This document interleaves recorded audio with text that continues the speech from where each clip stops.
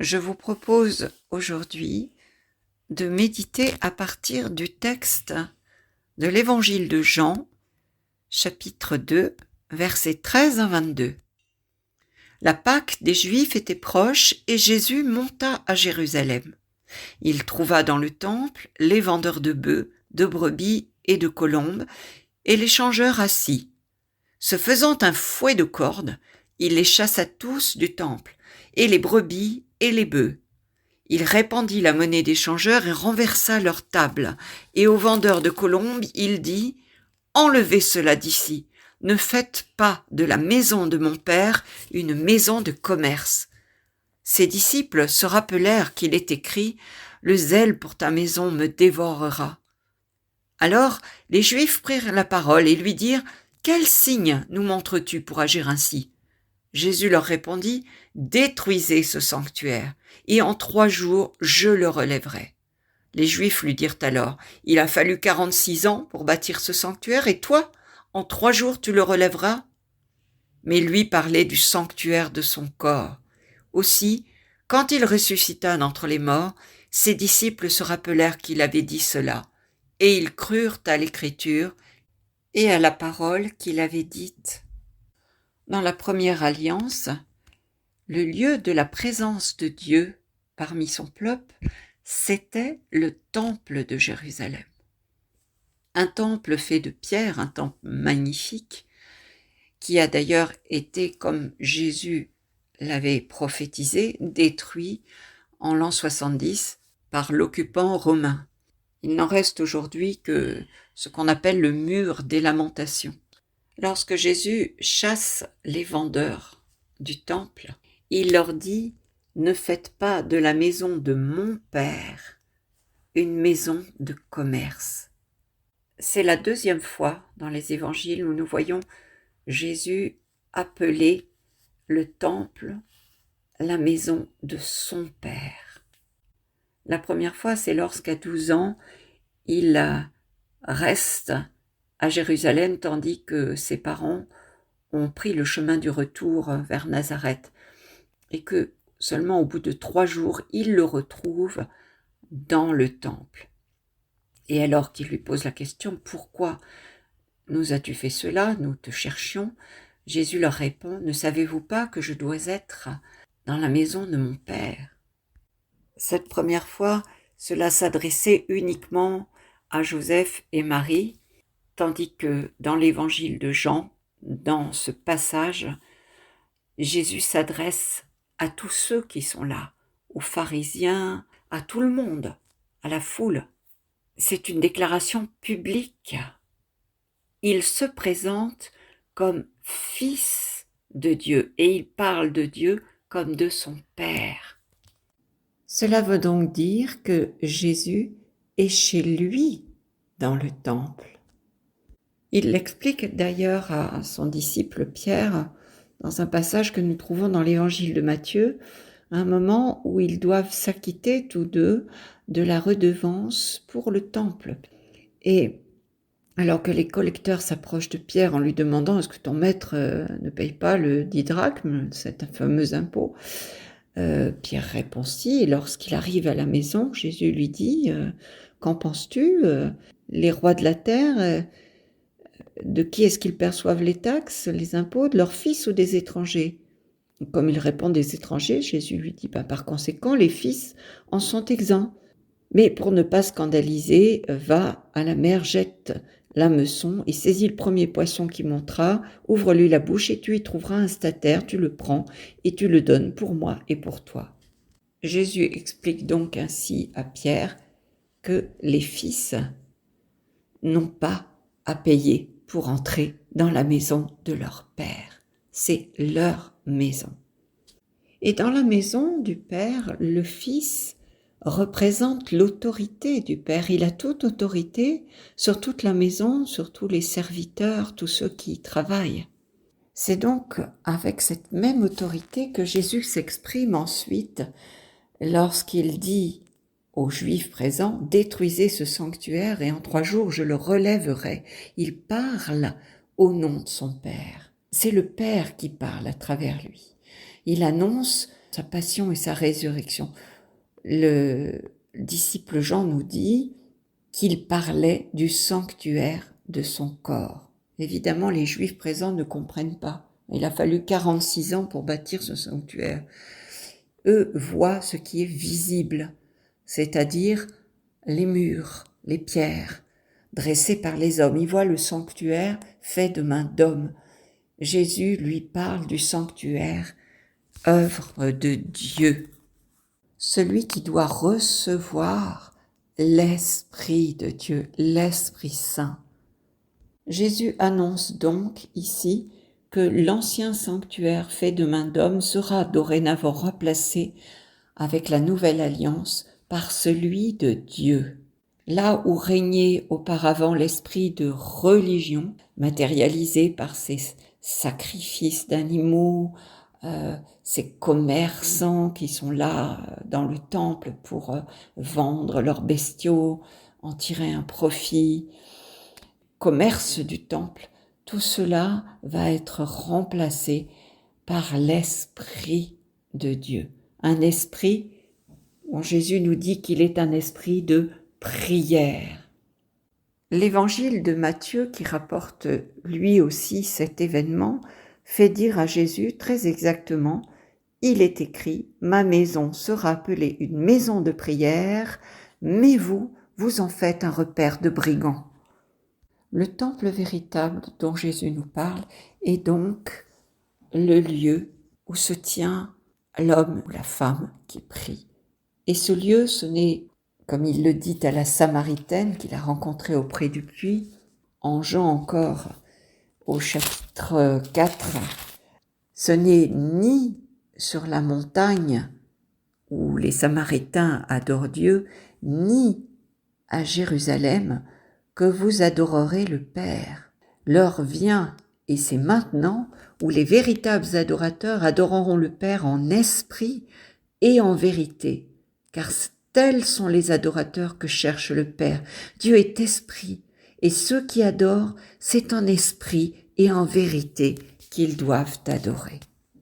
Et Jésus l'a dit à Nicodème, l'esprit souffle où il veut, comme il veut. Ainsi, il peut nous conduire à prier notre Père n'importe où, dans le métro, en faisant nos courses dans un grand magasin, en conduisant notre voiture. Le seul sanctuaire véritable, c'est notre corps. À différentes reprises dans les évangiles, nous voyons Jésus en prière. Il prie sur la montagne, il prie en différents endroits.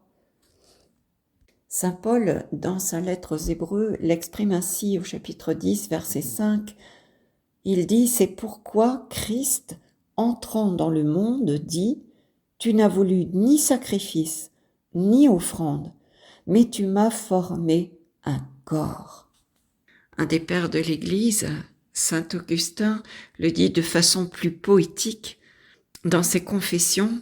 « Bien tard je t'ai aimé, ô beauté si ancienne et si nouvelle, et voici que tu étais au dedans et moi au dehors, et c'est là que je te cherchais. Tu étais avec moi et je n'étais pas avec toi. » Que cherche-t-on au fond quand on rentre dans un temple ou une église, en dehors des temps de célébration publique? On vient y trouver le calme. Dans une ville agitée comme peut l'être Paris, par exemple, j'en ai fait l'expérience, entrer dans une église et d'un seul coup se sentir enveloppé d'un calme. C'est ce qu'on vient chercher, un lieu de présence silencieuse, un lieu de calme. Car notre Dieu est un Dieu caché. Il se révèle à celui qui sait écouter du dedans. C'est ainsi qu'il va se révéler au prophète Élie. C'est dans le livre des rois, en 1 Roi 19, verset 12, comme le murmure d'un fin silence. Donc Dieu ne peut se révéler que dans un calme intérieur. que si à l'intérieur, nous savons entrer dans le calme et chasser toute agitation, tout parasitage mental. Le livre de la Genèse, en nous relatant la création de l'homme, nous dit que l'être humain a été créé bon à l'origine. Car lorsque Dieu vient de le créer, il dit même, Dieu vit que cela était très bon. Mais lorsque Adam et Ève ont écouté le démon, ils ont laissé entrer en eux le mal, les pensées de mal, les pensées de doute vis-à-vis de Dieu. Peut-être que Dieu n'est pas si bon que ça, en fin de compte. Est-ce qu'il veut vraiment notre bien? Ils ont laissé entrer des pensées qui leur ont fait perdre leur pureté de cœur, leur âme d'enfant, si je peux dire. Donc le mal vient de l'extérieur, c'est ce que la Genèse nous montre. Le mal vient de l'extérieur de l'homme et souille l'homme. Si l'homme l'accepte, si l'homme le laisse entrer, si l'être humain capte ce mal, il n'est donc plus innocent, comme on le dit, de l'innocence d'un enfant qui ne voit pas le mal. C'est pour cela que Jésus est venu dans le monde, pour nous permettre de retrouver cette innocence devant Dieu, d'être rendu juste à nouveau. Et Jean le dit ainsi dans sa première lettre, chapitre 4, verset 4, à ses disciples, « Vous, petits enfants, vous êtes de Dieu, et celui qui est en vous est plus grand que celui qui est dans le monde. » Sous-entendu, l'ennemi, Satan, le mal. Jésus est venu pour que nous puissions retrouver cette paix nécessaire, indispensable, pour que nous puissions à nouveau entendre la voix de Dieu dans le temple qui est notre corps, qui est notre personne. Le prophète Isaïe, prophétisant ainsi la venue du serviteur souffrant, donc Jésus, dit ceci au chapitre 53, verset 5, « Mais il était blessé pour nos péchés, brisé pour nos iniquités. Le châtiment qui nous donne la paix est tombé sur lui, et c'est par ses meurtrissures que nous sommes guéris. » L'apôtre Paul le dit à sa manière dans la première lettre aux Corinthiens, chapitre 6, versets 19 et 20. « Ne savez-vous pas que votre corps est le temple du Saint-Esprit qui est en vous, que vous avez reçu de Dieu, et que vous ne vous appartenez point à vous-même, car vous avez été rachetés à un grand prix. Glorifiez donc Dieu dans votre corps et dans votre esprit qui appartiennent à Dieu. » Et encore une fois, en 1 Corinthiens 3, 16, 17, « Ne savez-vous pas que vous êtes un sanctuaire de Dieu et que l'Esprit de Dieu habite en vous ? Si quelqu'un détruit le sanctuaire de Dieu, cet homme, Dieu le détruira, car le sanctuaire de Dieu est saint. Et ce sanctuaire, c'est vous. » Le temple avec ses sacrifices a donc bien été détruit, l'ancienne alliance est révolue, et voici ce que dit Paul dans sa lettre aux Romains, chapitre 12, verset 1.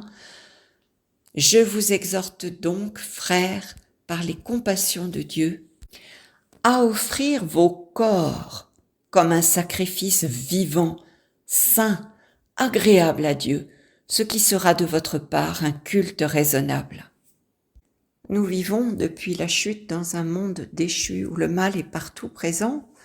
La Bible nous dit que le prince de ce monde, c'est Satan, et il s'évertue, lui, à détruire l'œuvre de Dieu.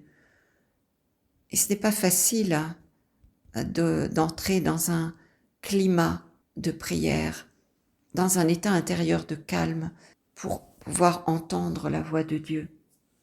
Il faut redevenir comme un enfant d'ailleurs que Jésus nous donne toujours comme modèle.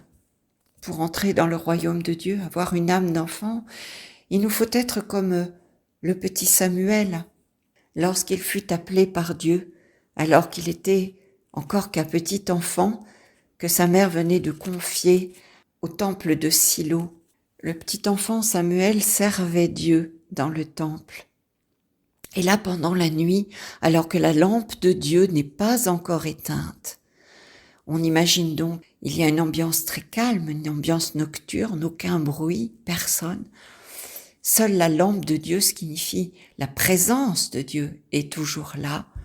Samuel est couché dans le sanctuaire, là où se trouve l'arche de Dieu, et il entend appeler Samuel, Samuel. Il répond, alors me voici. Il court près d'Élie qui lui dit, je ne t'ai pas appelé, retourne te coucher. Et cela recommence une deuxième fois. À nouveau, il retourne près d'Élie qui lui répond la même chose. Lorsque la troisième fois, Samuel revient près d'Élie lui disant, tu m'as appelé. Élie comprend que c'est Dieu qui a appelé Samuel. Et il lui dit, va te coucher. Et si on t'appelle, tu diras, parle, Seigneur, car ton serviteur écoute. À partir de ce moment-là, Dieu se révélera au prophète Samuel, l'homme de Dieu, qui oindra David, roi d'Israël. Donc ne nous trompons pas quand nous nous mettons en présence de Dieu.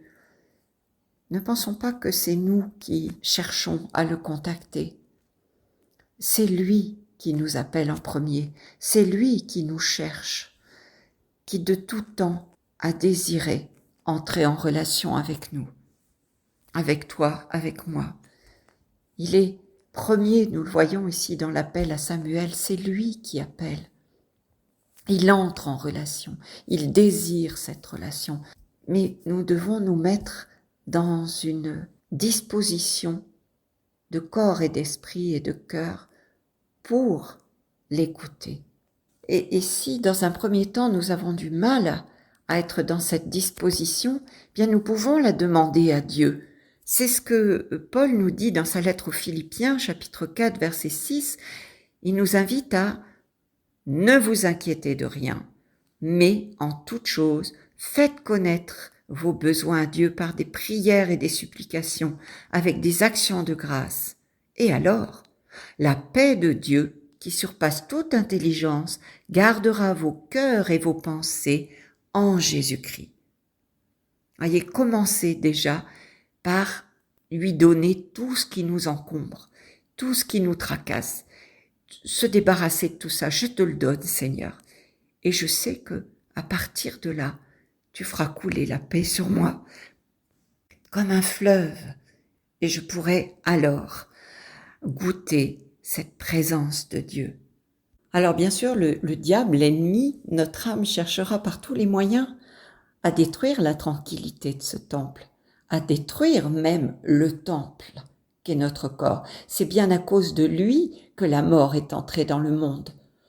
Nos corps sont mortels, mais Dieu construit son sanctuaire. Et même si nous sommes touchés par la souffrance dans cette vie mortelle, Jésus nous dit ainsi, celui qui veut être mon disciple, qu'il prenne sa croix et qu'il me suive.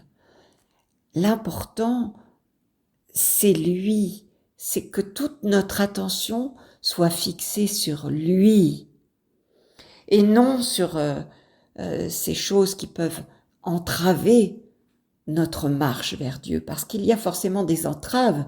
Quand les condamnés à mort portaient leur croix, c'était une entrave épouvantable. Jésus est tombé 3 fois sous la croix. Il veut signifier par là toutes ces entraves que le démon va mettre en travers de notre course vers Dieu.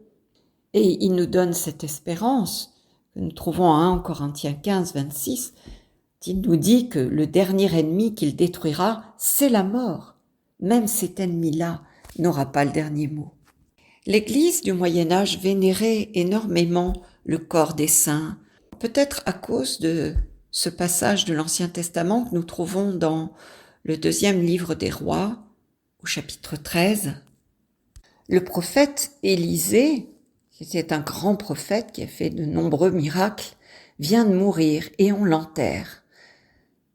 Des bandes de Moabites, donc des ennemis du peuple hébreu, faisaient incursion dans le pays chaque année. Il arriva que des gens qui portaient un homme en terre virent la bande ennemie. Ils jetèrent alors l'homme précipitamment dans la tombe d'Élisée et partirent. L'homme toucha les ossements d'Élisée, il reprit vie et se dressa sur ses pieds. Donc nous voyons que même mort, le corps d'Élisée, les ossements d'Élisée, donnent la vie à cet homme qui venait de mourir. Nos corps sont saints. Nous en avons pour preuve tous ces miracles qui ont entouré la personne physique de Paul, l'apôtre Paul. Je vous lis ce passage en Actes 19, versets 11 et 12. Et Dieu faisait des miracles extraordinaires par les mains de Paul, au point qu'on appliquait sur les malades des linges ou des mouchoirs qui avaient touché son corps. Et les maladies les quittaient et les esprits malins sortaient. On nous dit même, en parlant de Pierre, que les gens amenaient les malades le long du chemin sur lequel Pierre devait passer pour qu'au moins son ombre les touche, l'ombre de son corps. Nous le voyons aussi dans ce passage du prophète Ézéchiel, chapitre 37, versets 1 à 10, passage des ossements desséchés. Dieu dit à Ézéchiel, prophétise sur ces ossements et dis-leur, ossements desséchés, écoutez ce que dit l'Éternel. Voici ce que vous déclare le Seigneur l'Éternel. Je vais faire venir sur vous l'Esprit et vous revivrez. Je mettrai sur vous des nerfs, je vous revêtirai de chair, je vous recouvrirai de peau, je mettrai en vous l'Esprit et vous revivrez.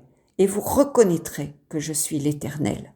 Ainsi, pour les chrétiens, cette prophétie de l'Ancien Testament peut être vue comme une préfiguration de la résurrection des corps, promise et accomplie en personne par Jésus-Christ au matin de Pâques. Lorsque nous souffrons dans notre corps, il peut être vraiment difficile de réaliser cette vocation qui est la nôtre, d'être temple de Dieu. J'ai pu le constater par moi-même, comme c'est difficile quand on souffre vraiment, de pouvoir même prier. Jésus le savait, qui a guéri tellement de personnes, qui s'arrêtaient même parfois de prêcher pour guérir, délivrer une personne qui en avait besoin. Jésus savait à quel point la souffrance peut s'opposer à l'action de Dieu en nous. C'est pourquoi il avait autant d'attention pour les malades, pour les relever, leur permettre de repartir dans la vie. Et parfois, notre plus lourd fardeau, c'est nous-mêmes. Jésus nous a dit, prenez sur vous mon joug, il est facile à porter. Jésus ne veut pas que nous nous attachions à nos souffrances, à nos maladies. Il veut nous en soulager pour que nous puissions nous attacher à lui, à Dieu, à son amour. La prière est censée nous permettre de nous connecter à la fréquence de Dieu, si j'ose dire. Pour prendre l'image d'un poste de radio. Un poste de radio, on peut le connecter à une fréquence qu'on choisit. Eh bien, nos corps, c'est la même chose. Dans les moments de stress, de doute, de douleur, quand le corps souffre, on risque de capter une mauvaise fréquence. La fréquence de l'ennemi, celle qui nous empêche de nous concentrer sur Dieu. Nous pouvons capter aussi bien le mal que le bien. Dieu est toujours présent, mais nous ne sommes pas toujours branchés sur sa fréquence. Nous ne sommes pas toujours réceptifs pour recevoir ce qu'il veut nous donner. Et la seule manière de vaincre le mal en nous, c'est de laisser entrer le bien.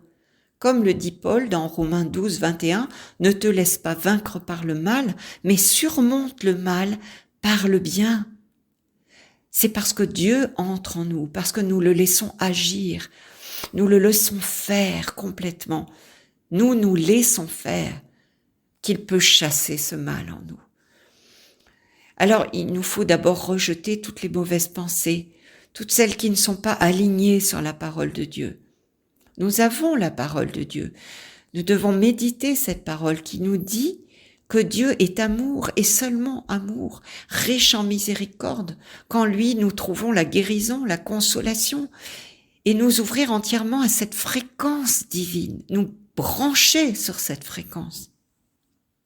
Alors, nous laissons notre intelligence être transformée par cette parole. Nous ouvrons notre cœur par la foi en disant « Je crois, Seigneur, que tu es la vérité et la vie. Je crois que tu es présent. » Et en ouvrant notre corps à la puissance de vie qui vient de lui, la laissant comme un fleuve d'où traverser. Car c'est par la puissance de vie divine que nous inspirons même, que nous expirons, que nous avons ce souffle de vie, que nous sommes vivants. Notre corps doit vivre de cela. C'est pour cela qu'il est important d'adopter également une bonne attitude physique dans la prière, une posture physique qui nous permette de capter cette onction divine dans notre corps, avec notre cœur. La Genèse nous rapporte que Dieu a soufflé son haleine de vie en Adam. C'est en Genèse 2, 7. L'Éternel Dieu forma l'homme de la poussière de la terre, il souffla dans ses narines un souffle de vie, et l'homme devint un être vivant. Après sa résurrection, Jésus apparaît aux disciples dans la chambre haute, et il leur dit « La paix soit avec vous ». C'est Jean 20, 21, 22. Il souffla sur eux et leur dit « Recevez le Saint-Esprit ». Ce souffle de Dieu, c'est la vie pour notre être tout entier. Et Jésus donne son propre souffle de vie, celui de son corps donné pour que nos corps aient la vie en plénitude. Notre foi chrétienne est incarnée. C'est pour cela que adopter une bonne posture physique lorsque nous prions, qui nous permet de respirer, de sentir notre souffle, de sentir que nous sommes habités de ce souffle de vie, c'est très important. Se connecter déjà à ce temple qu'est notre corps, y être présent. En Deutéronome 30, 19, nous lisons « J'ai mis devant toi la vie et la mort, la bénédiction et la malédiction. Choisis la vie afin que tu vives, toi et ta postérité. » Choisis la vie. C'est une démarche, c'est un choix, c'est une coopération. Dieu attend de nous une coopération. Il n'enfonce pas les portes fermées. Il nous faut lui ouvrir. Et s'ouvrir à Dieu, c'est commencer par respirer. C'est commencer par ouvrir son corps, le déplier, s'installer confortablement, ouvrir les mains, poser ses pieds, sentir qu'on est en contact avec la vie, avec le réel. C'est commencer aussi par rejeter le péché sous toutes ses formes.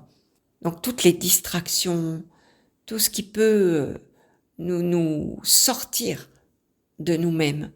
Comme nous dit Jacques, chapitre 4, verset 7, « Soumettez-vous donc à Dieu, résistez au diable et il fuira loin de vous. » J'aime bien cette image que l'on trouve dans le prophète Isaïe, chapitre 54, verset 2. Image du temple, du premier temple que les Hébreux transportaient dans le désert, qui était une simple tente. Et donc le prophète Isaïe reprend cette image. On peut la prendre en pensant à notre corps quand nous nous préparons à prier pour entrer en présence de Dieu. Élargis l'espace de ta tente, qu'on déploie les couvertures de ta demeure. Ne retiens pas, allonge tes cordages et affermis tes pieux.